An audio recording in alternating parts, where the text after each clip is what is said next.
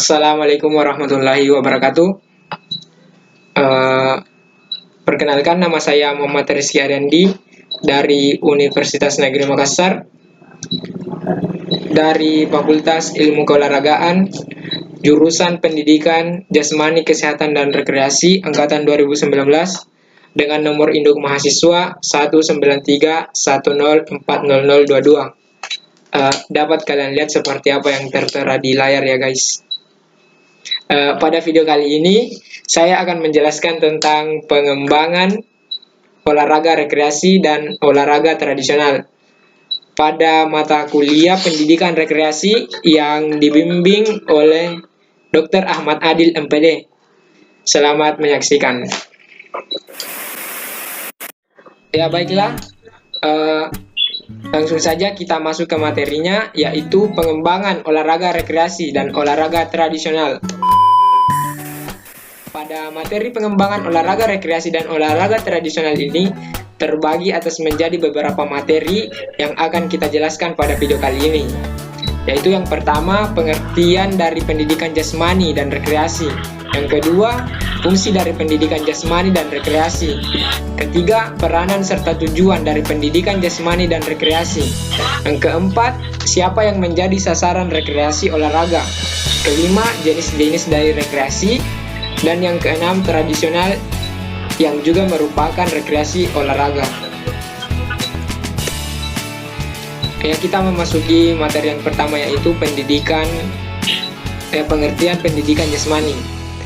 Pendidikan jasmani merupakan suatu proses seseorang sebagai individu maupun anggota dari sebuah masyarakat yang dilakukan secara sadar dan sistematik melalui berbagai kegiatan dalam rangka memperoleh kemampuan dan keterampilan jasmani, pertumbuhan, kecerdasan, dan pembentukan watak.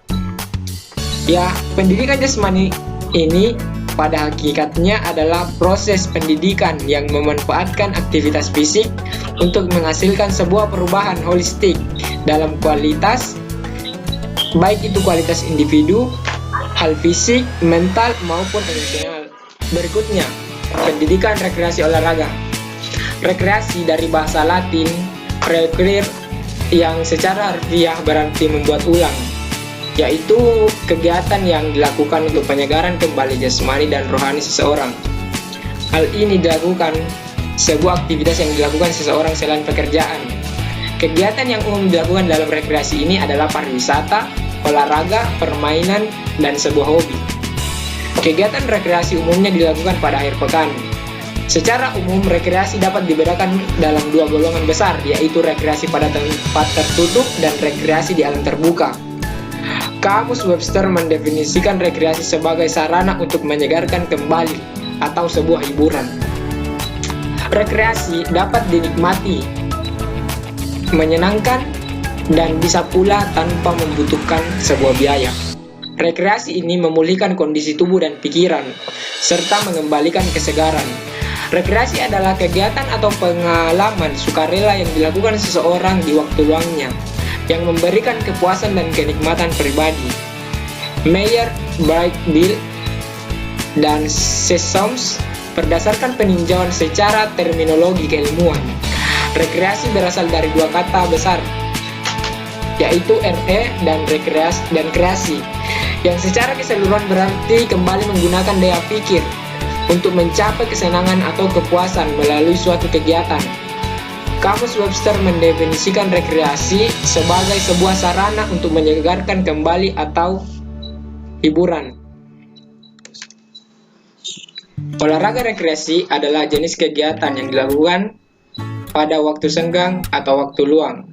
Jadi kita dapat mengartikan olahraga rekreasi ini adalah kegiatan pada saat waktu luang.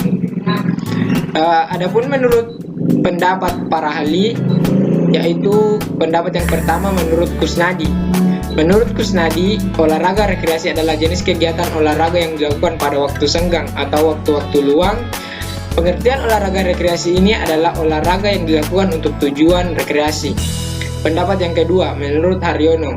Menurut Haryono, olahraga rekreasi adalah kegiatan fisik yang dilakukan pada waktu senggang berdasarkan keinginan atau kehendak yang timbul karena memberi kepuasan atau kesenangan. Pendapat yang ketiga, menurut Nurlan Kusmaidi. Menurut Nurlan Kusmaidi ini, olahraga rekreasi adalah kegiatan olahraga yang ditujukan untuk rekreasi atau sebuah wisata. Dan yang keempat, pendapat Aib Saifuddin.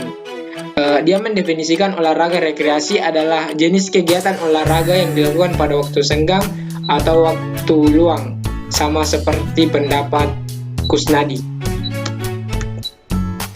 Ya, berikutnya kita akan membahas tentang tujuan dari pendidikan jasmani. Tujuan dari pendidikan jasmani ini terbagi atas beberapa poin, yaitu yang pertama, mengembangkan keterampilan pengelolaan diri dalam upaya pengembangan dan pemeliharaan kebugaran jasmani serta pola hidup sehat melalui berbagai aktivitas jasmani dan olahraga yang terpilih. Dan yang kedua, meningkatkan pertumbuhan fisik dan pengembangan psikis yang lebih baik. Ketiga, meningkatkan kemampuan dan keterampilan gerak dasar.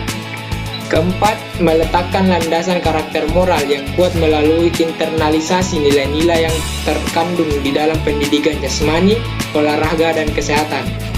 Kelima, mengembangkan sikap positif, sportif, jujur, disiplin, bertanggung jawab, kerjasama, percaya diri, dan demokratis. Keenam, mengembangkan keterampilan untuk menjaga keselamatan diri sendiri, orang lain, dan lingkungan. Dan yang terakhir, yang ketujuh, memahami konsep aktivitas jasmani dan olahraga di lingkungan yang bersih sebagai informasi untuk mencapai pertumbuhan fisik yang sempurna, pola hidup sehat, dan kebugaran, keterampilan, serta memiliki sikap yang positif. Ya, itulah beberapa tujuan dari pendidikan jasmani. Selanjutnya, kita akan membahas tentang tujuan pendidikan olahraga rekreasi. Adapun tujuan dari olahraga rekreasi ini adalah, yaitu yang pertama, pengisi waktu luang, dua, pelepas lelah, kebosanan, dan kepenatan. Ketiga, sebagai imbangan subsisten activity, kegiatan pengganti atau pelengkap. Contohnya pendidikan, pekerjaan atau bekerja. Yang keempat, sebagai pemenuh fungsi sosial atau fungsi sosial ini dilakukan untuk kegiatan berkelompok serta rekreasi aktif. Kelima, untuk memperoleh kesegaran jasmani dengan olahraga yang menyenangkan. Keenam, memperoleh kesenangan dengan cara berolahraga. Dan yang ketujuh, memperkenalkan olahraga bahwa olahraga itu adalah hal yang menyenangkan. Selanjutnya, ada fungsi dan peranan dari pendidikan jasmani. Fungsi pendidikan jasmani ini terbagi atas menjadi beberapa aspek, dan aspek yang pertama yaitu aspek organik. Aspek organik ini terbagi menjadi beberapa poin, yaitu yang pertama, menjadikan fungsi sistem tubuh menjadi lebih baik sehingga individu dapat memenuhi tuntutan lingkungannya secara memadai serta memiliki landasan untuk pengembangan keterampilan. Kedua, meningkatkan kekuatan, yaitu jumlah tenaga maksimum yang dikeluarkan oleh otot atau kelompok otot. Tiga, meningkatkan daya tahan, yaitu kemampuan otot atau kelompok otot untuk menahan kerja dalam waktu yang lama. 4. Meningkatkan daya tahan kardiovaskular, kapasitas individu untuk melakukan aktivitas yang berat secara terus-menerus dalam waktu yang relatif lama. 5. Meningkatkan fleksibilitas, yaitu rentang gerak dalam persendian yang diperlukan untuk menghasilkan gerakan yang efisien dan mengurangi cedera. Aspek yang kedua, yaitu aspek neuromuskuler.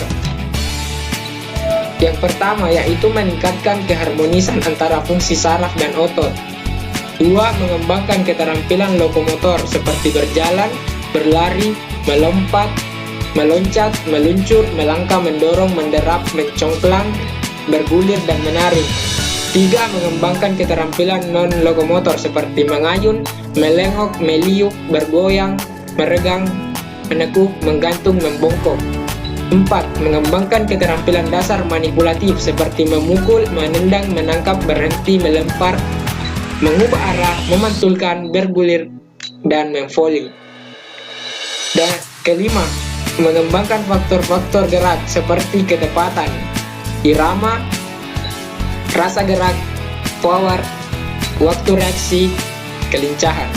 Keenam, mengembangkan keterampilan olahraga seperti sepak bola, softball, bola voli, bola basket, baseball, atletik, tenis, bela diri, dan lain sebagainya.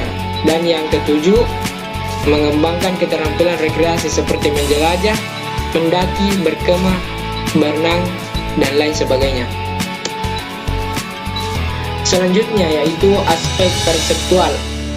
Pada aspek perseptual ini terbagi menjadi beberapa poin lagi, yaitu yang pertama, mengembangkan kemampuan menerima dan membedakan isyarat. 2. Mengembangkan hubungan-hubungan yang berkaitan dengan tempat atau ruang, yaitu kemampuan mengenali objek yang berada di depan, belakang, bawah, sebelah kanan, sebelah kiri dari dirinya. 3. Mengembangkan koordinasi gerak visual, yaitu kemampuan mengkoordinasikan pandangan dengan keterampilan gerak yang melibatkan tangan, tubuh, dan atau kaki. 4. Mengembangkan keseimbangan tubuh statis dinamis, yaitu kemampuan mempertahankan keseimbangan statis dan dinamis. 5. Mengembangkan dominansi, yaitu konsistensi dalam menggunakan tangan atau kaki kanan atau kiri dalam melempar atau menendang. 6. Mengembangkan lateralitas, yaitu kemampuan membedakan antara sisi kanan atau sisi kiri tubuh dan di antara bagian dalam kanan atau kiri tubuhnya sendiri. Dan yang ketujuh, mengembangkan image tubuh, yaitu kesadaran bagian tubuh atau seluruh tubuh dan hubungannya dengan tempat atau ruang. Aspek selanjutnya yaitu aspek kognitif. Terbagi lagi menjadi beberapa poin. Yang pertama, mengembangkan kemampuan menggali, menemukan sesuatu, memahami, memperoleh pengetahuan, dan membuat suatu keputusan. 2. Meningkatkan pengetahuan peraturan permainan, keselamatan, dan etika. 3. Mengembangkan kemampuan penggunaan strategi dan teknik yang terlibat dalam aktivitas yang terorganisasi. 4. Meningkatkan pengetahuan sebagai fungsi tubuh dan hubungannya dengan aktivitas jasmani. 5. Menghargai kinerja tubuh, penggunaan pertimbangan yang berhubungan dengan jarak, waktu, tempat, bentuk, kecepatan, dan arah yang digunakan dalam mengimplementasikan aktivitas dan dirinya. 6. Meningkatkan pemahaman tentang sebuah pemecahan problem-problem perkembangan melalui sebuah gerakan. Aspek berikutnya yaitu aspek sosial. Yang pertama, menyesuaikan diri dengan orang lain dan lingkungan di mana dia berada. 2. Mengembangkan kemampuan membuat pertimbangan dan keputusan dalam situasi kelompok. 3. Belajar berkomunikasi dengan orang lain. 4. Mengembangkan kemampuan bertukar pikiran dan mengevaluasi ide dalam kelompok. 5. Mengembangkan kepribadian, sikap, dan nilai agar dapat berfungsi sebagai anggota masyarakat. 6. Mengembangkan rasa memiliki dan rasa terima di masyarakat.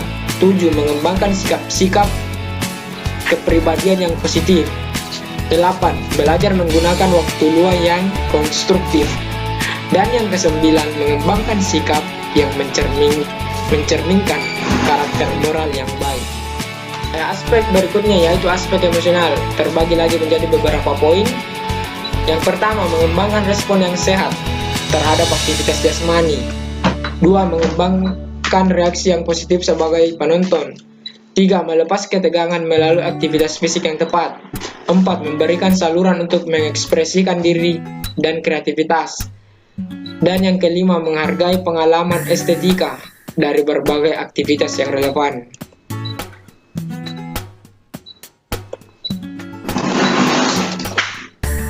Di sini ada pendapat dari Krippendorf, yaitu dia mengemukakan kegiatan rekreasi merupakan salah satu kegiatan yang dibutuhkan oleh setiap manusia. Kegiatan tersebut ada yang diawali dengan mengadakan perjalanan ke suatu tempat, Secara psikologi, banyak orang di lapangan yang merasa jenuh dengan adanya beberapa kesibukan dan masalah, sehingga mereka membutuhkan istirahat dari bekerja. Tidur dengan nyaman, bersantai sehabis latihan, keseimbangan antara pengeluaran dan pendapatan, mempunyai teman bekerja yang baik, kebutuhan untuk hidup bebas, dan merasa aman dari risiko buruk. Melihat beberapa pernyataan di atas, maka rekreasi dapat disimpulkan sebagai suatu kegiatan yang dilakukan sebagai pengisi waktu luang untuk satu atau beberapa tujuan. Di antaranya untuk kesenangan, kepuasan, penyegaran sikap dan mental yang dapat memulihkan kekuatan baik fisik maupun mental. Secara lebih spesifik, peranan rekreasi dalam kehidupan sosial dapat diklasifikasikan seperti berikut.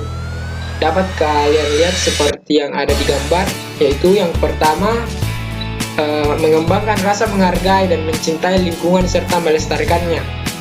2. Mengembangkan pengertian dan kemampuan serta pemahaman akan pentingnya menjaga keseimbangan lingkungan dan menggunakannya secara bijaksana. 3. Menggugah kesadaran manusia akan pentingnya membina hubungan timbal balik antara manusia dan lingkungannya, serta semakin mengenal sifat ataupun karakternya. 4. Membantu mengembangkan secara positif tingkah laku secara hubungan sosial kepada individu.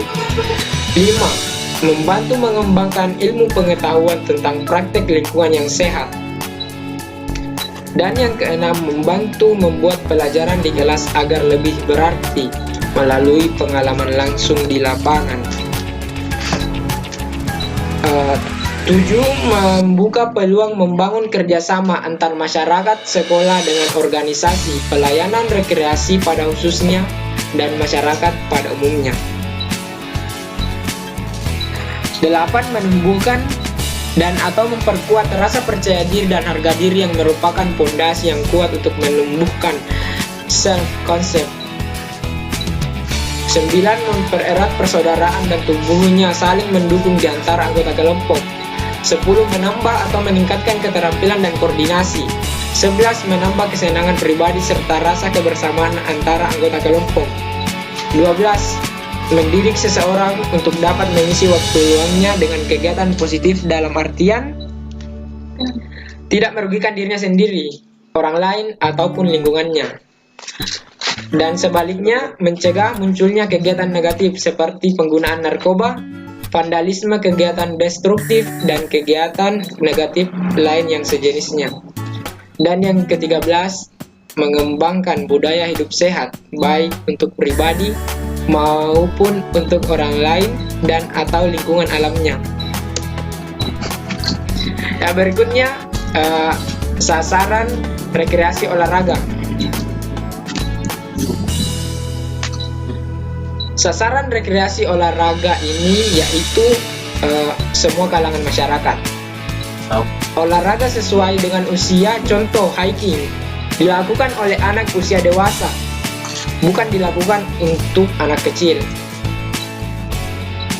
Dan untuk anak kecil dapat disesuaikan dengan gerak yang dibutuhkan usia anak kecil.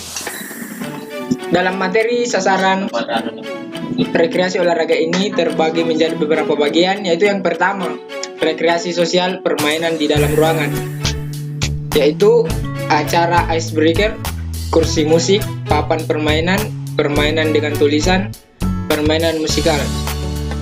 Permainan di luar ruangan, yaitu lari estafet, balapan, kejar-kejaran, makan bersama, perjamuan, makanan pencuci mulut atau makanan kecil, piknik, makanan seadanya, makan malam.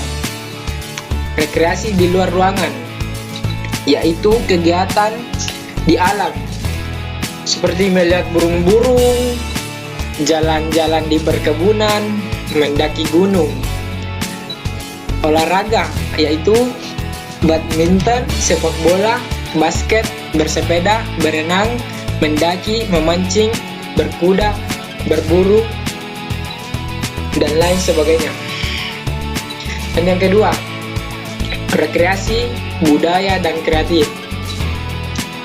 Yang pertama, pada drama, yaitu tebak kata, role play, cerita drama, dan lain-lain. B. Bercerita, yaitu cerita lucu, cerita horor, cerita sesuai waktu, cerita sekuler. C. Pada literatur, yaitu puisi, membaca Alkitab, dan membaca cerita. Selanjutnya pada audio visual, yaitu film, TV, dan sebuah video. Berikutnya seni dan kerajinan, yaitu membuat gambar kerajinan dari barang bekas, menempel, melukis, kerajinan dari kertas, dan lain-lain.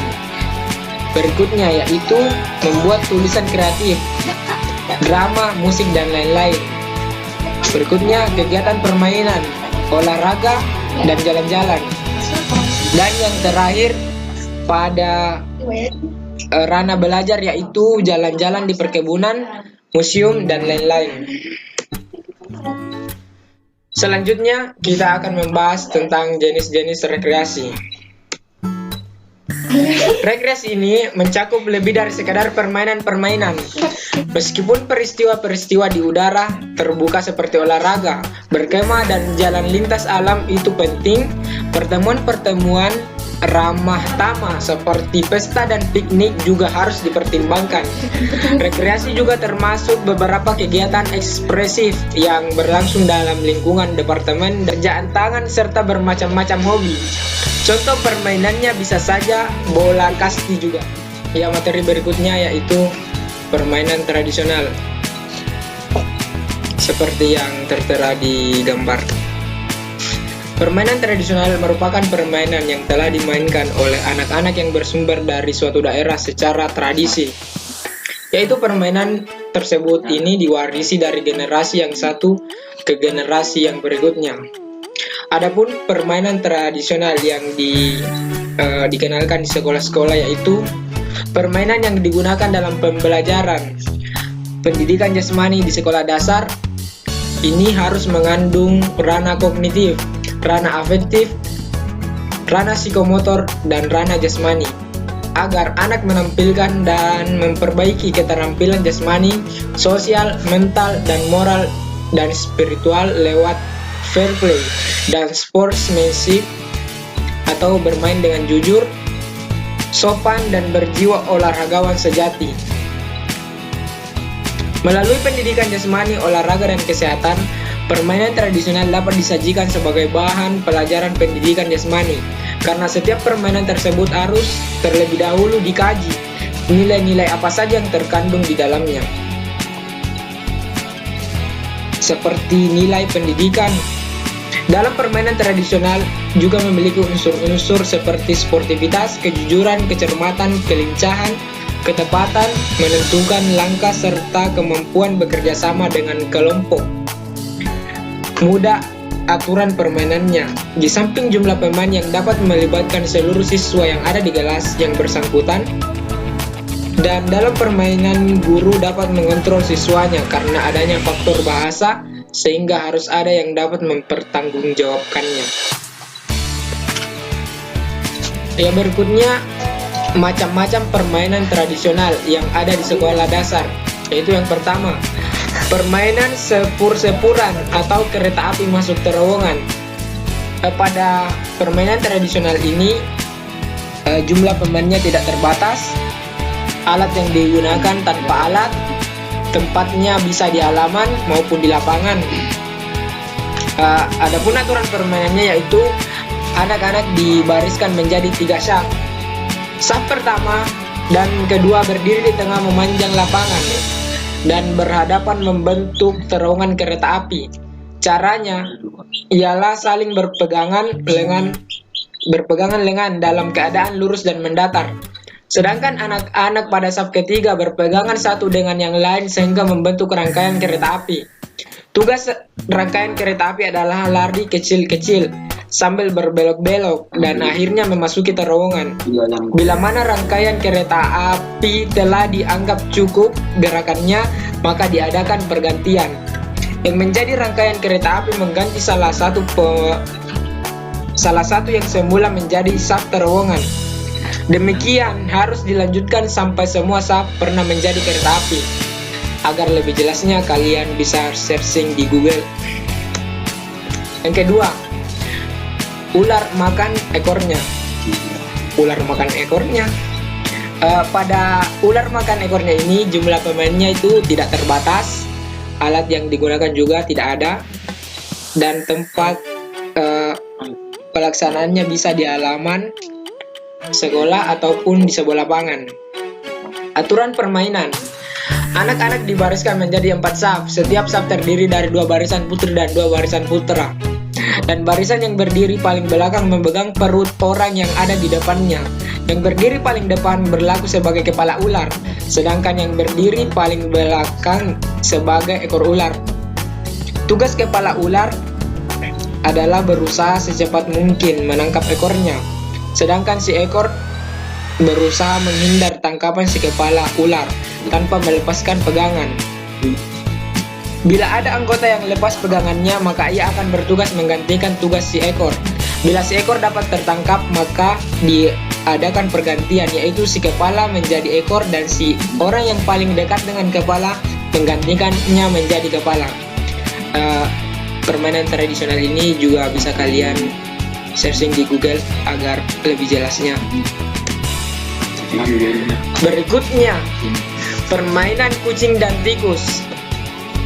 Permainan kucing dan tikus ini sudah tidak asing di kalangan masyarakat, yaitu anak-anak dijadikan 2 kelompok. Salah satu kelompok membuat lingkaran sambil berpegangan tangan, sedangkan kelompok yang lain menjadi tikusnya. Selanjutnya ditentukan salah seorang untuk dijadikan kucing. Anak yang menjadi tikus berada di dalam lingkaran, sedangkan yang menjadi kucing berada di luar lingkaran. Kucing dan tikus bebas keluar dan masuk lingkaran.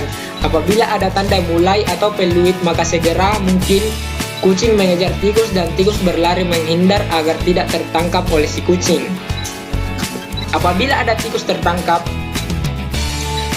maka tikus yang tertangkap berubah menjadi kucing dan kucing yang tertangkap tadi menjadi tikus. Apabila keduanya sudah menjadi tikus dan kucing, maka mereka bergabung membentuk lingkaran, dan yang kelompok lingkaran melakukan hempimpa, dan kedua orang pertama yang melakukan hempimpa menang sweet, dan ditentukan siapa yang menjadi kucing dan siapa yang menjadi tikus. Permainan ini mengandung unsur-unsur penjas diantaranya, yaitu kelincahan, daya tahan, kerjasama, koordinasi, dan disiplin. Bisa kalian searching di Google juga agar lebih jelasnya. Selanjutnya yaitu permainan tradisional untrakol atau menyusun pecahan genting. Aturan dari permainan ini yaitu pemain.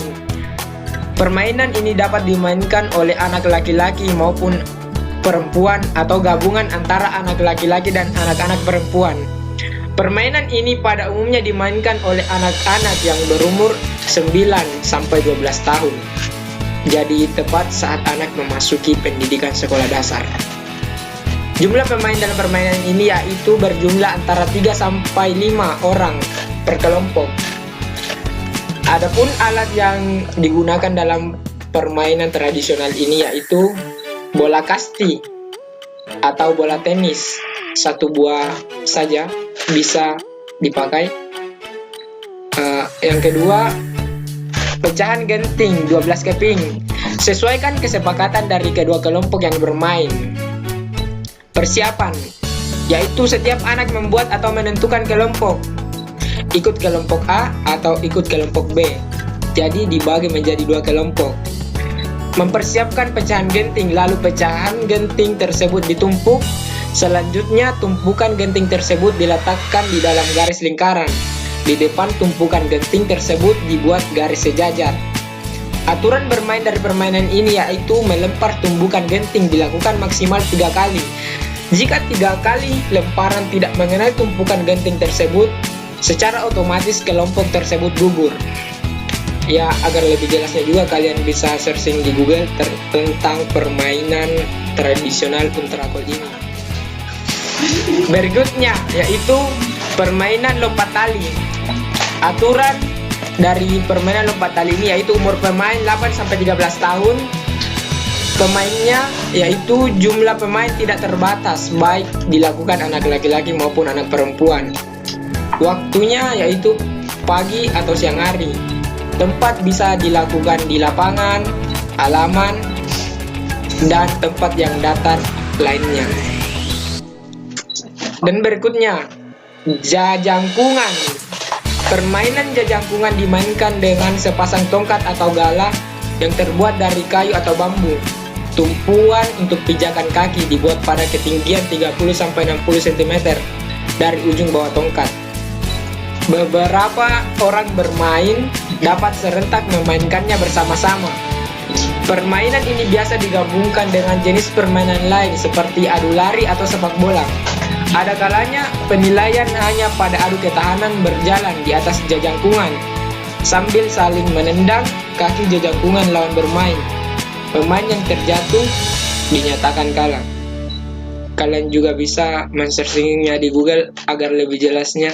Pesan saya, dengan melihat apa yang telah terjadi sekarang, kita bisa melihat permainan tradisional ini mulai terkikis, khususnya di kalangan anak-anak yang ada di negeri ini. Pesan saya kepada orang-orang tua, marilah kita memperkenalkan permainan tradisional ini kepada anak-anak kita.